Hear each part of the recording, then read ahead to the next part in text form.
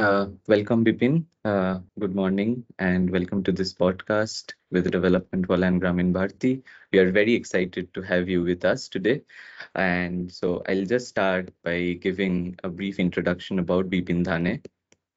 So Bipin has been an engineer, and he's an alumnus of the from the IIT Kharagpur with a background in ocean engineering and naval architecture. But he left his engineering career in Singapore for a life of purpose on the world's largest inhabited river island, Majuli.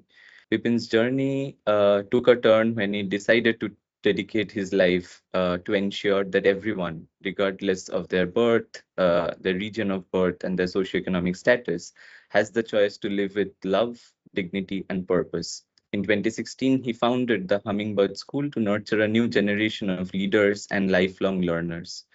This was followed in 2017 by the co-founding of the Ayang Trust, an organization named after the missing word for love. Under Bipin's leadership, Ayang has adopted a powerful dual generational approach combining quality education for children with dignified livelihoods for women across the Northeast in India. With a team of over 100 educators and practitioners, Bipin's work has already impacted thousands, from establishing nearly 40 community libraries to empowering over 3,000 women farmers. Ayang and Bipin stands for love, courage, and integrity. And today we are going to see and take a deep dive into his journey, Ayang's journey, and the pedagogy and the philosophy in the work that Ayang does in Majuli. So thank you again, Bipin. So I would just like to start by wanting to know a little about your journey, from what led you to Majuli, and what were those processes that really made you think that you are going to stay here and dedicate your life to this work. So first of all, thank you, Debashree, for such a deep introduction. And yes, so I think a little bit story, or you can say my interest into this field started in my college days, and this was during. So in the IIT campus at that time, especially there were canteens that used to be run in hostels, and there used to be the small children aged 15, 16 working in these canteens. And personally, I always felt a kind of injustice, or you can say guilt inside me, that some kind of privilege that I got.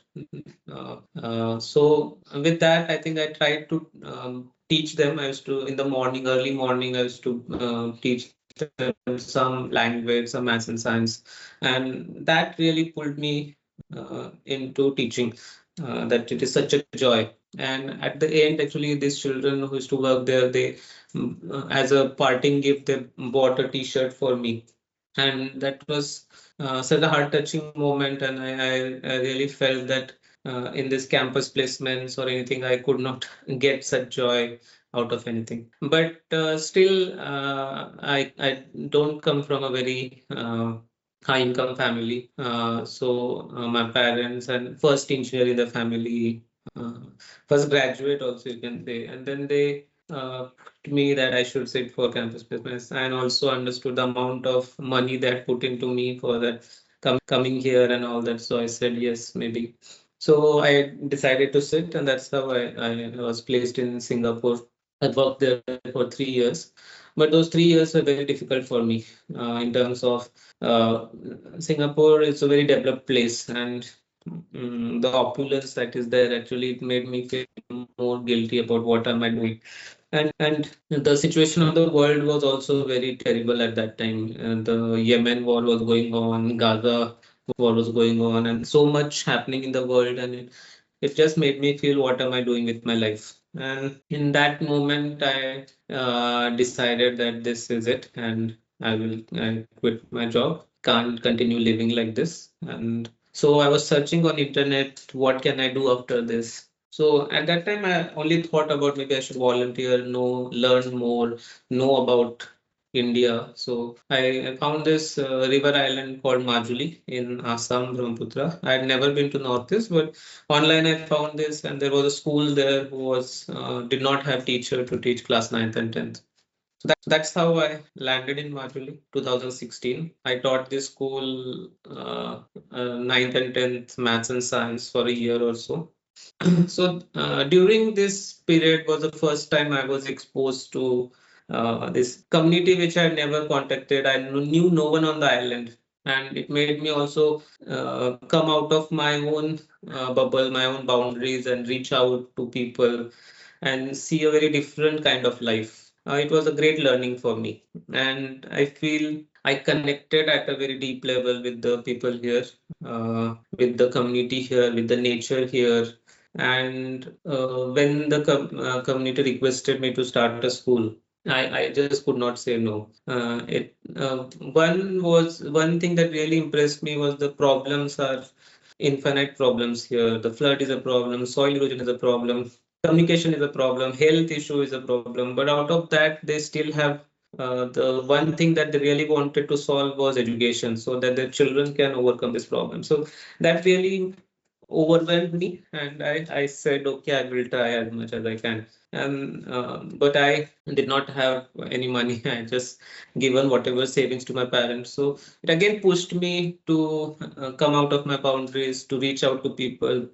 Together we can build the school. So many everyone donated land, wood, bamboo. Every household gave bamboo, and everyone used to come to work every day. Every day you would see at least 8, 9 people in the school doing some work, and this would change every day, and it was really such a magical experience.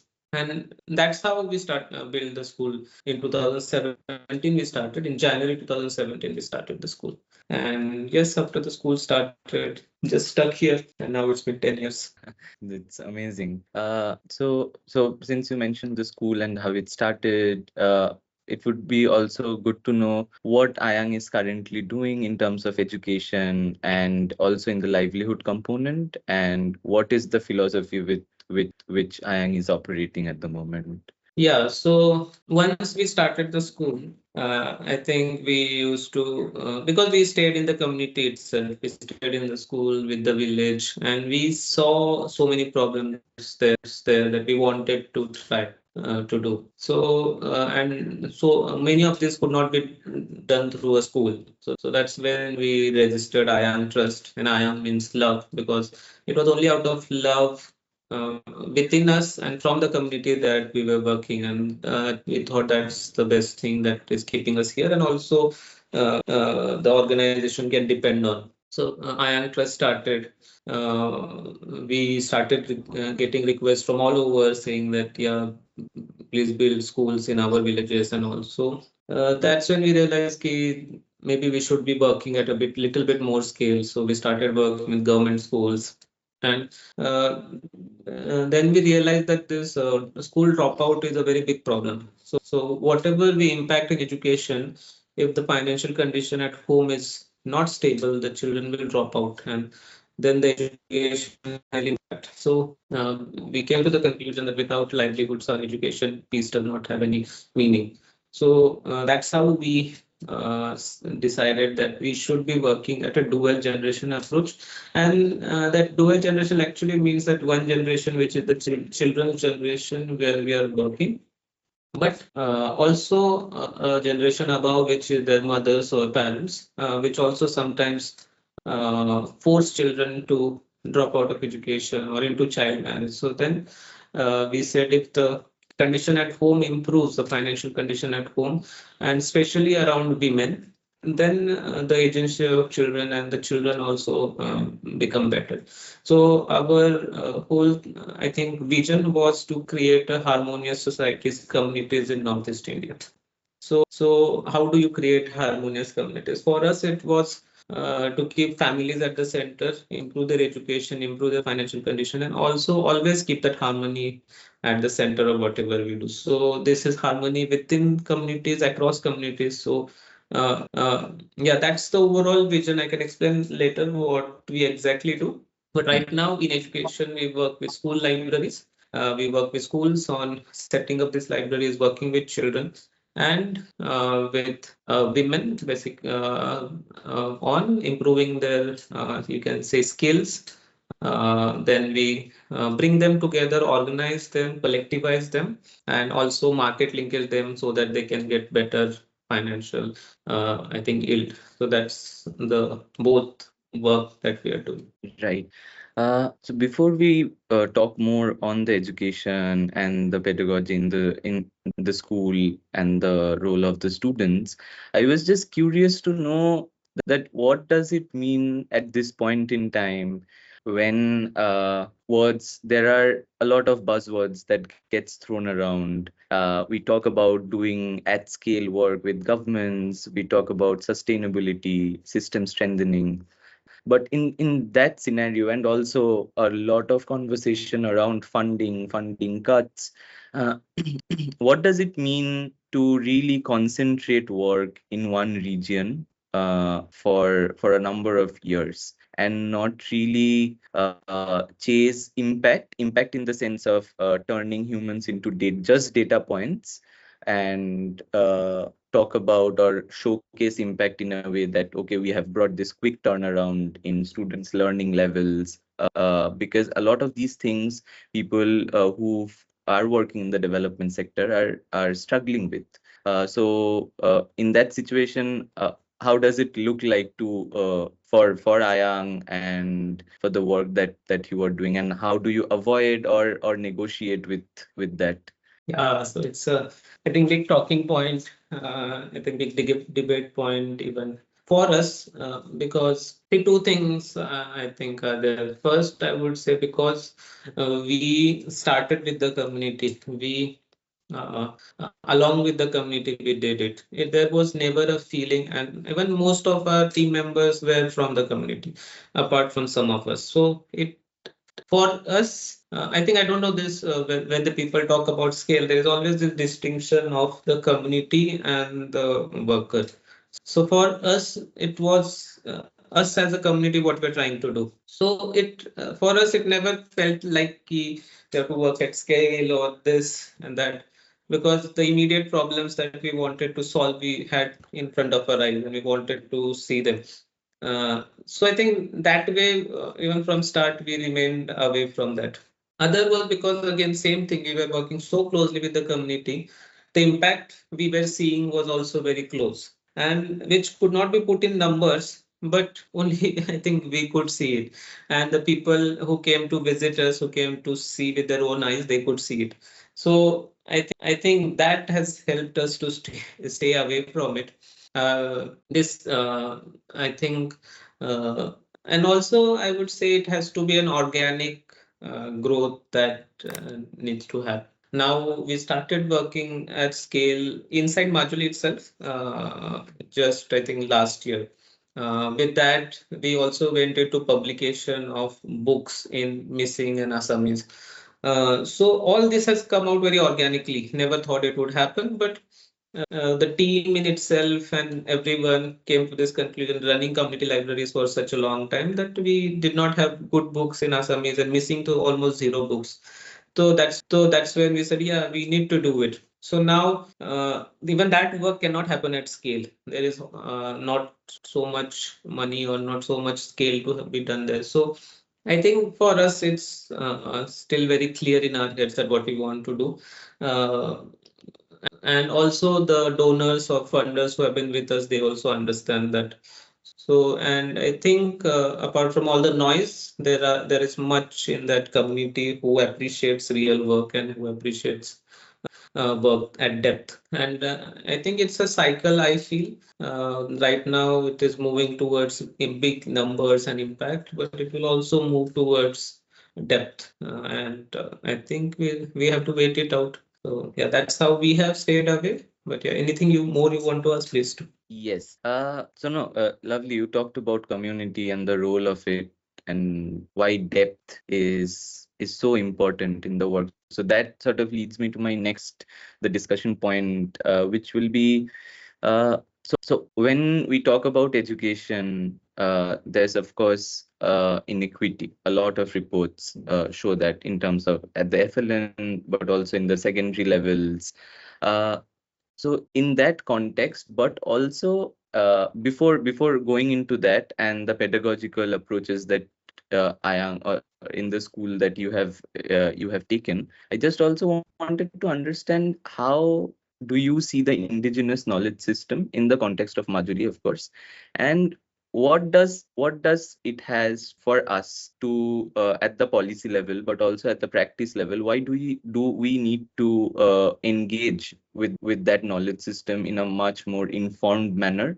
And how does it inform your understanding on the pedagogy and the activities and how you build the space inside or outside the school? Yeah, so I think a lot of discussion has happened on it in terms of in education sphere, where we know that how knowledge is constructed by the child, and it's not to be something that is given, or even in terms of that. So if we go through that path, that a child is actively constructing his or her own thoughts, opinions, understanding of the world. So it will only happen through foundation that the child already knows. On that only you can construct the worldview. You can't construct a worldview on empty space. So you have to reach out to the knowledge that the child already possesses, which is tremendous. I think much more than a city-going child, which have been kept away from this knowledge system. So I think that's what we're trying to do. Whole idea is that because once you tap into that, then you let the child construct so much more, because the child has so much more to play with. So that's what we have tried in terms of, even you can say, folk songs that we use in class. The you can say, the knowledge that is there. Let's say instead of bringing fish or creatures, but their own knowledge, they know so much about bamboos, they know so much about rivers, they know so much about fish. So now why not bring it to the classroom, especially in your early grades? So I think that's where we give them opportunity to talk more, to express more, and be confident in their own, I think, opinion. So once you do that, then you expose them to the outside world, outside knowledge, and they can have something ground to build it on. So I think that's we are trying. Of course, it has a lot of impact on policy, because it this policies are centrally created, and then you don't have space for there's people working on ground to change it. But even for us, we have taken the national education policy as our main thing. We are not moving away from it. What we're trying to do is just see that how the child can has access to the knowledge, but is connected to the same things that national education policy is trying to say. So I think this flexibility is what the policy should allow at district levels, at this I think community levels, where some kind of knowledge can be brought into the school. So we have tried to do that. We also do like bamboo weaving inside the classroom to see how a child can both improve their hand-eye coordination and so much more. I think children don't have attention spans, but it is such an important skill to gain attention span. So that we do agriculture to stay connected with the roots that they have. We do a lot of theater. There's so much theater in Majuli. For last 500 years, they have been doing it. So why keep the child away from that now? So that we do. So these are the things that knowledge system that are already there. Kshatriya dance has been here for 500 years from Srimanta Shankar Madhav or Shankardev. So that's now why to keep away the child from it. So those are part of the curriculum. So these are the things we are trying to do. Yeah. And I mean, that is the perfect bridge to my next question as well. So, what role does students have in shaping the curriculum in the school? And Can you repeat what did you say? yes, so I was asking that then I would be eager to understand what students' role is in designing or shaping the curriculum and also the space the classroom or the school in a larger sense. So what does where does their agency come in, and how does it fit, and what does transition looks like from a class to the next class in the Hummingbird school? So if you could talk a little about that. Yeah, thank you. I think one thing that we at Hummingbird School firmly believe or are trying to work on, sorry, it's most important thing that a school or anyone can actually teach a child. Because what are we doing at the end of the schooling or at the end when the child becomes an adult? What does even and being an adult mean? Is to make your own choices. You, in the end, you're making choices. You're taking decisions that is shaping your life. Now, if till class 10 or even till 12, you never let that child take their own decisions. You never let the child choose. How after 12 suddenly the child, this adult, which is just a child in age, is going to suddenly start taking better decisions. So that we, as a school, believe that you have to let the child make wrong decisions if possible, because we all make mistakes. Everyone makes mistakes. How is a child not going to make a mistake? So I think making mistakes is part of learning, but you have to give them the freedom to make mistakes. So there are a lot of things we struggle with also, but it's part of the thing where the child has a choice to maybe not attend a class, or child has a choice to choose which subject the child wants to study more, or in terms of like dance, theater, can choose what they want to do. So those kind of choices are there embedded in our school. And I think those choices also come in kind of a scaffolding way, where the children are given responsibilities, so where they can exercise this choice. So they have morning assemblies, which are completely managed by children. So, and even at grade three class organizes this morning assemblies.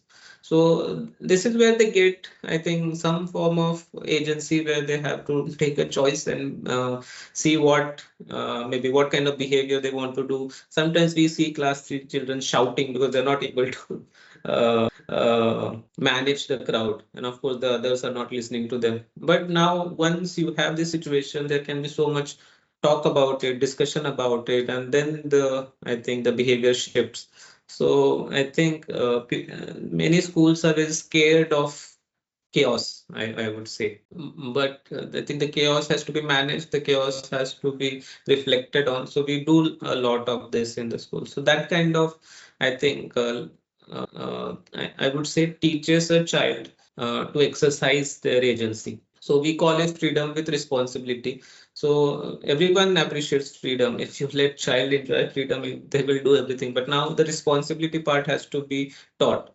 So that happens slowly over the ages. We have a lot of project-based learning in the school where a group is free for most of this class, and at the end of 6 months, they have to submit this project where they are not micromanaged, especially after class six, on what are you doing, how much did you complete.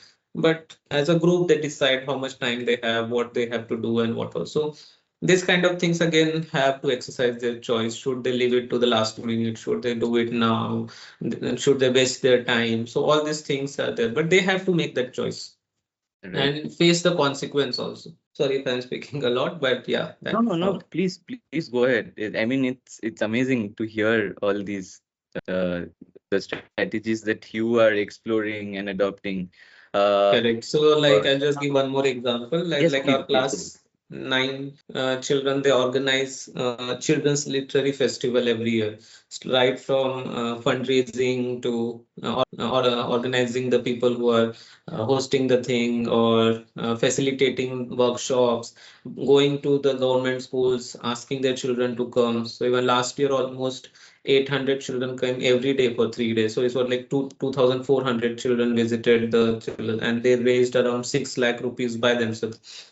So I think this kind of gives them confidence and the essential skills that is needed in today's world. I would say more than anything, these are the skills which children need to be confident, to know what to do, how to problem solve, how to resolve their own conflict. So when you work in team on this, where a teacher is not micromanaging, of course, children will not listen to you. Some will not listen. Some children will try to escape from work. But that's where the learning is. How to now bring everyone together. How to the fights to not go for longer. Now you have to work with that person in the end. Again, come back. Let's resolve.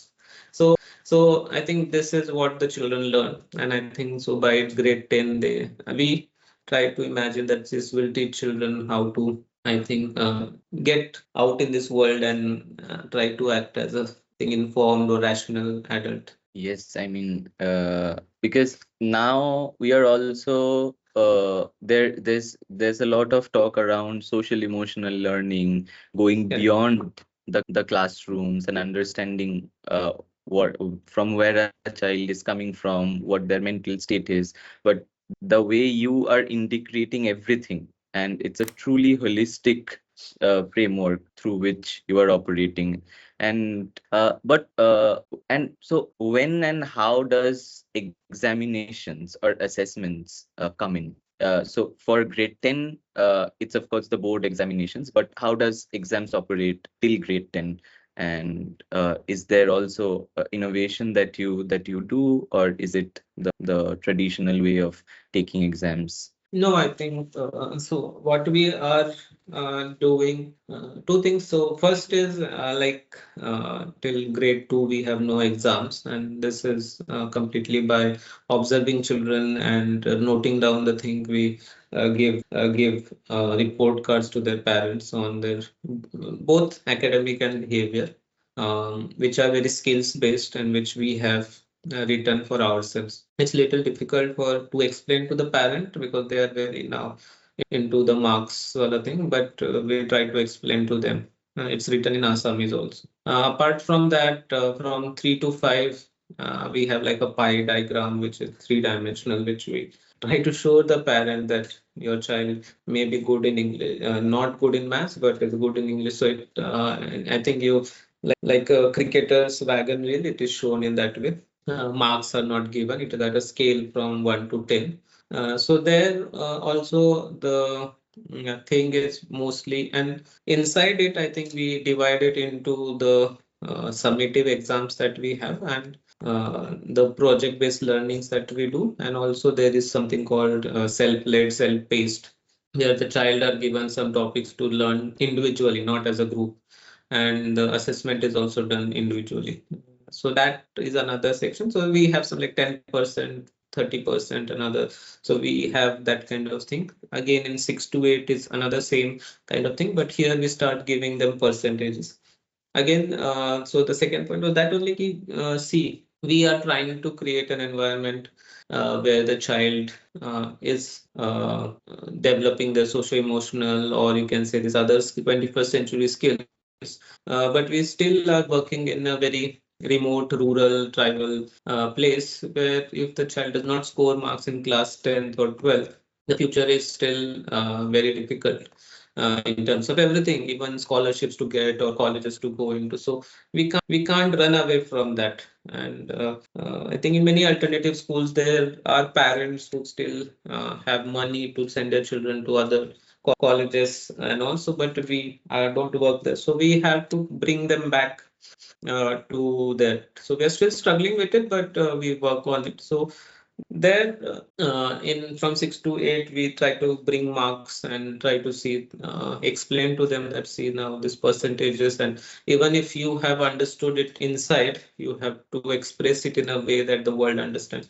So now that thing we start, but even in 6 to 8, there is project-based learning and that. Then in 9, 10, then we follow the SEBA curriculum and their own tests are there, and that's where our belief is that if the child can express themselves and comprehend the language at their grade level, I think they can get considerably good marks in board exams, even without going into rote learning or going into that. So That's where we are trying right now. So that's our take on assessment.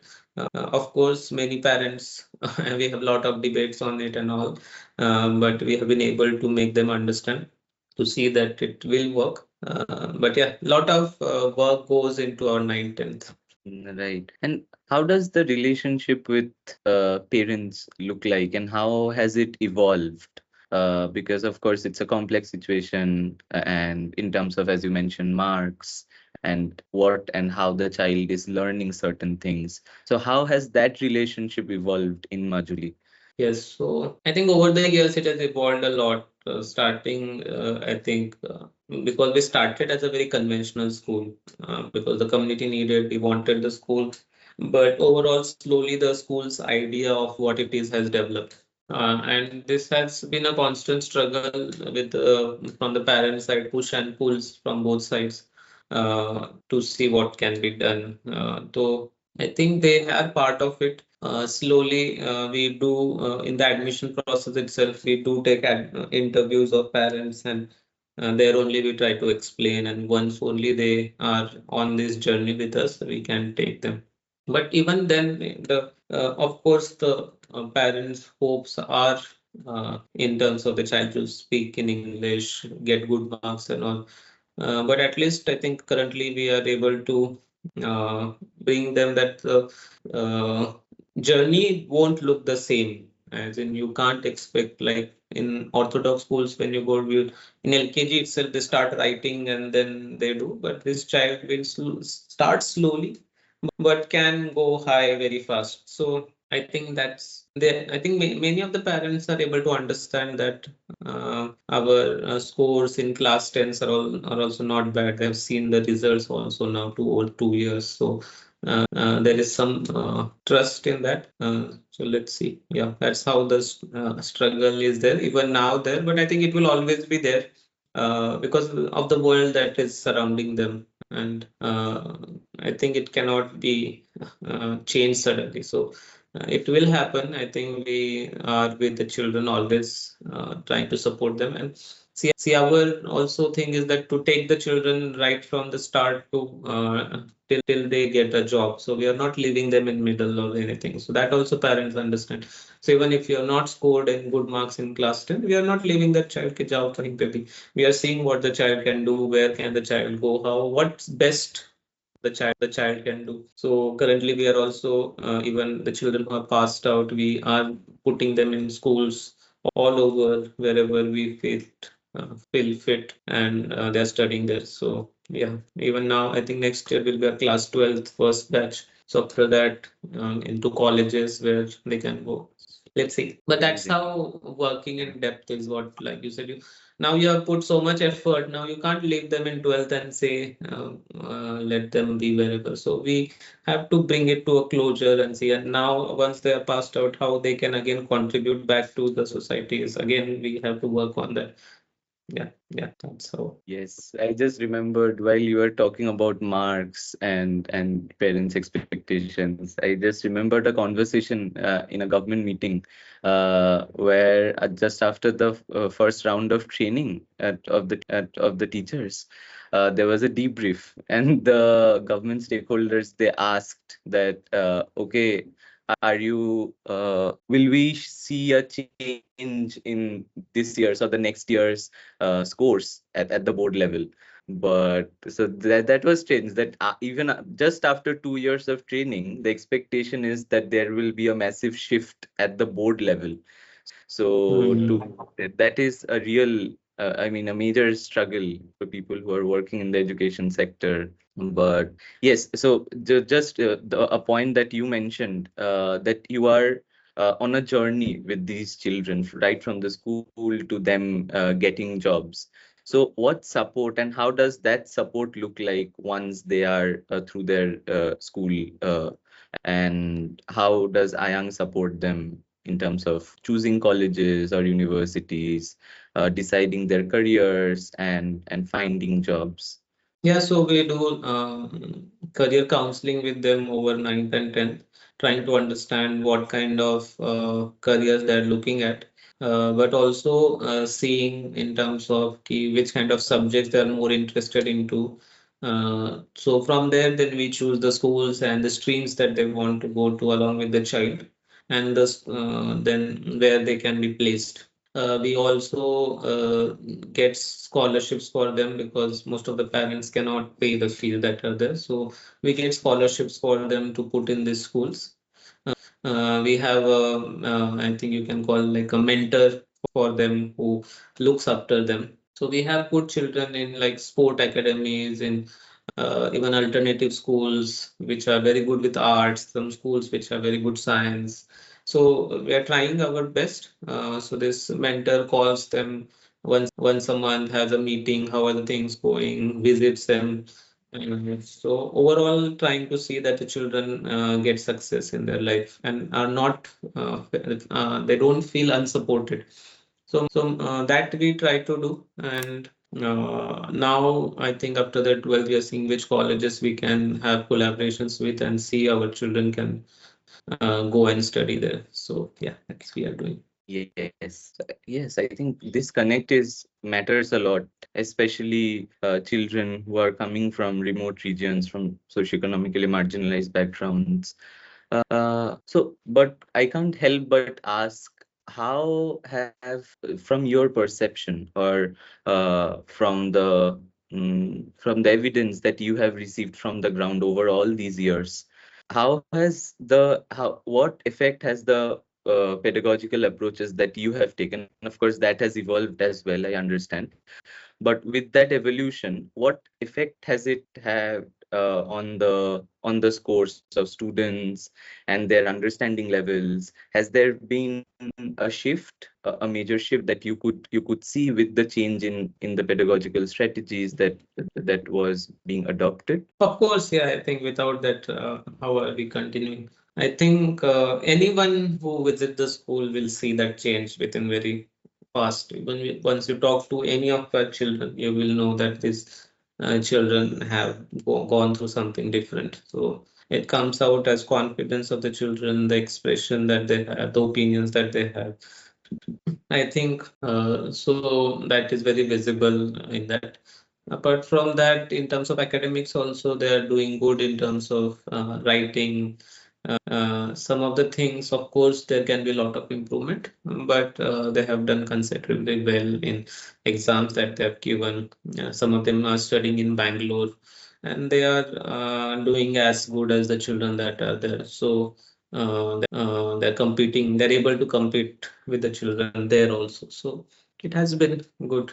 Yes, great. So we are just reaching the last bits of our conversation. We started a little late as well. Uh, so now let's come to the fact that Majuli is also, apart from being a very remote region, it's also an environmentally fragile region. There are resource constraints, disaster, natural hazards that the people continuously deal with. So in that context, how does not only the education but also the livelihood component of Ayang's work, how do you deal with the disasters and the natural hazards, and how does it affect your year-long programs and the schedules that you set for the school and the livelihood component? Yeah, so I think it has also been a learning journey for us. I think in our very starting years, we did a lot of flood relief for people because there were floods and people had to come on roads and they were staying on roads for such a long time. And we did do a lot of relief at that time. There are many smaller islands outside, you can say around Majuli, where the connection is almost completely lost. There also we have gone and done relief. But again, like because we were working so closely with community, we could understand that these are not immediate solutions, or you can say band-aid kind of solutions that they want. They wanted some permanent solutions kind of thing. So we did a project in terms of inside our livelihood only called resilience, flood resilience. So where we had so many trainings done inside villages, how to save people, what does hygiene mean before floods, after floods, how do you protect animals during floods, vaccinations and all. So there were a lot of trainings that happened in these villages. We built some flood shelters for them, which were handed over to the communities, which the communities could decide what to do with them. So some are run as community libraries, some are run as livelihood centers. But during floods, families who lose their homes go and stay there. Even because these shelters have toilets and bathrooms and clean water, even pregnant women during that time go and stay there. So this kind of ownership by the community, I think, makes it usable and I think very important. Along with that, there were many communities we said we don't have boats of our own, so we did instead of giving relief, have boats given which they could use.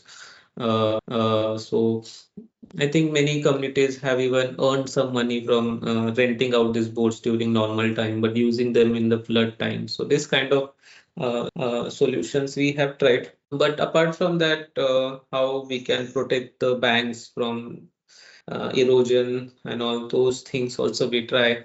In school especially, we did a lot of projects around it. It's because like I said, our project based learning, our projects are based in the context, so we try to see what kind of context we do. I think one of the projects which was based on how do we use this bongola tree to prevent soil erosion. It went to even national level in Science Congress. So they had gone to Ahmedabad to present it. So this kind of I think initiatives we take in the school also, but as a part of livelihood also, because you can't have livelihoods again in this flood situation and disaster situation. So we call it resilience. So another way to do is it also not be dependent on just one source of livelihood. So we are trying to see if how fruit trees can be grown, poultry, piggery. So a farmer has lot many sources of income rather than dependent, because if in flood or any other disaster, one source of income is suddenly gone. Lot other incomes do exist, because even use I think flood is a visible disaster, but then this what is it called, the pigs are dying from this virus. I think that is some disaster which is going underneath. So many pigs lost because of this. I think it's African swine flu. Yeah, it has killed. I think in thousands and lakhs. I think it has killed pigs all over Northeast. In front of our eyes, villages just have no pigs alive. And this, see, a family which is raising 7 to 8 pigs, more than 1 lakh or 2 lakh income gone.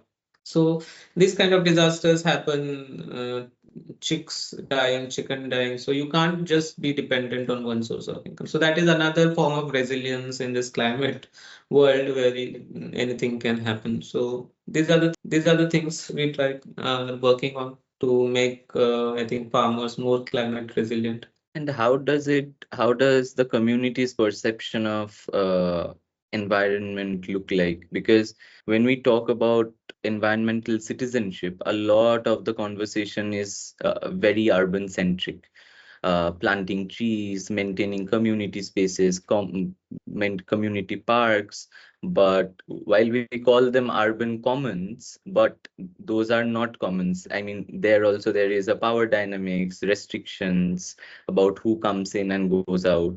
But in a region where the community is almost every other day dealing with such adversities, environmental adversities. Uh, from your lens, what is their relationship with their environment, the Brahmaputra, but also their immediate environment, and how do they perceive the environment and also make claims over the space that they inhabit? Yeah, I think, see, flood as seen by the community was never a problem for them. It was, I think even now people really are afraid when the flood don't come also. So it's a season, and they know how to deal with it. It's been in their history because they've been living around the banks of Brahmaputra, which floods every year. Now, the other part of it is which causes problem is the timeliness of it, which used to it's gone back. One, because of climate change, the rains have become uh, not following the timings that they were following. The second is the dams that they built up rivers, which now is not completely rain dependent. It's dependent on when these dams will be full and then they release the water which would so I think now the impact from there means how do we know when to sow, how do we know when to do. So I think that kind of information also, I think they're working on information system, which the I think little bit in advance if the farmer knows what kind of rains are going to come, what kind of floods, when the dams are full. So I think still they are very much I think in with the nature because there are many communities which are just you can say besides Brahmaputra and when the floods come it is not just flood, it's like they're inside Brahmaputra, and many times I go in and I am shocked how are they still living here. But I feel it is just the connection, their livelihoods being dependent on it, their food dependent on it, just not a river for them. It is so much a source of food for them, a source for everything. So I think in that way they're still very much connected. What they're worried about, of course, is the communication, health. That is still, I think, a major worry right now over here. So I would say this, like you said, the city kind of problems are not here. Their problems are very deep and very rooted in what they are. Like I said, that like they wanted a place to as a shelter during floods, or they are looking for boats which they can use during floods. Again, like their cows, when it's everything is flooded, their cows don't have grass to eat. So now they have to go, I think, kilometers out and dive inside the water to cut the grass and breathe. Now, this kind of problems they have, which I think I don't know if we are not in context, we won't understand. So I think their main worries are this. So I think the NGOs or even the government, which is trying to help, and there's a lot of help, there's a lot of aid that comes through when there are floods, but it is just a relief that is given, and I think there is much concrete along with the community. These problems have to be solved so that I think much long term we can make them resilient. So yeah. Yes, I mean, thank you for saying that because so my research, a part of my research also looked at this, the environmental citizenship, but not in urban areas because there we see environment as something separate from us. That okay, I am here and the environment is there. But in these places, like Majuli, like Malda in West Bengal, where there is a lot of riverbank erosion happening, but the communities have lived with the river and the environment for a long, for centuries. So it's not really a binary. The nature and the society are not two separated entities. So temporary measures or controlling the environment, these perspectives, I think, really take us back rather than help the community move forward in terms of development. So thank you so much for sharing all these insights. I would just like to end this podcast with trying to know your perception and your suggestions to young people who want to enter the social development space, education, livelihoods, any vertical or any aspect, but just the social development space in general. And if you have any specific message for entrepreneurs who want to start their organizations, and so how should they look at development? What ethical guidelines do we have to follow for the young people? And yes, just your suggestions to the young audience. Yeah, I think so many suggestions, but yeah, I'll keep it to some in terms of what I have seen. I think one would be don't be scared. I think this is for both who is coming to work or entrepreneurs to take a big leap of faith and have trust that there are many NGOs who have started, people who have come into this journey and not to say have made successful lives, but they are surviving and doing good in their life. So it's not to very scary world out there. And even if you at some point choose to opt out, the other world is ready to take you also. There's nothing, acha, now your world in worked in non-profit, gone your life. So world has changed a lot and you can enter. So don't be afraid. Second, give some considerable amount of time to one NGO. Don't have to run search. I think I call it tourism. How to call it job seeking, something like that, where you are running after mountains for 1 year, then let's go this NGO now, Nagaland जाते हैं अभी Arunachal. So I sometimes it is also seen as कि वहाँ पे देखने जाएंगे, अच्छा we will have lot of experiences. Of course, and it will have, and it is. I came maybe thinking of that too. But once you have taken so much such experiences from the community, you have something onus on you to give back to the community at some level, which you don't do if you're dropping in 1 year. You're dropping. So one is that I would say to give some amount of time before moving, because for some time you are just learning. You're not really giving back. And even as a learning, it takes a lot of time. And you just started to learn and you move out. So give some time. Don't have to be worried about career. Just give some time. It will happen. I think for entrepreneurs that if you are working good, if you are doing working for impact, money is also there. It's people are ready. Philanthropy in India is improving. Is it's actually it's very unutilized. People are want to give. They don't have NGOs who are doing good. So I think that is another thing I would say. Ki, come and do something.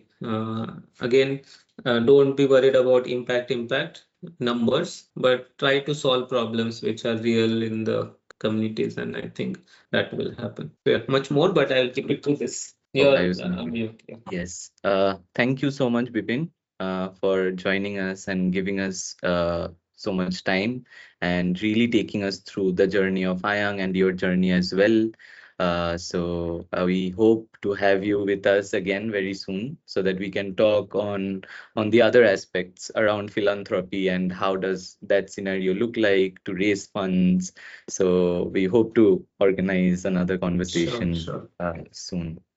Yes, yes. Thank you so much, Vipin. Thank you, Debashree. It was really lovely talking to you too.